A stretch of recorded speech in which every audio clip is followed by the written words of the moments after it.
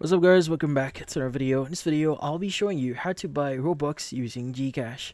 So, if you want to buy Robux here using GCash, well, buying Roblox using GCash is really easy. So, what we need to do first is you want to guarantee that your account is currently in the Philippines, or you're in the Philippines. But if you are in the Philippines, what you just need to do here is you just need to access your account. Now, the thing with Roblox, especially if you're using your mobile device here, payments are processed through your Google Play account.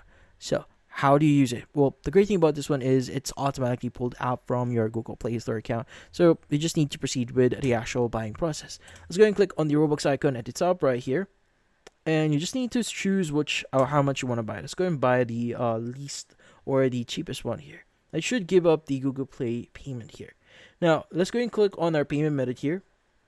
And what you need to do is you need to choose the GCash option that you see on your screen. Go and click on GCash. And from here, it's going to ask you to add your GCash account. You go and click on continue and just basically verify yourself. So you need to add your mobile number for this one, and also some verification here, like entering an OTP.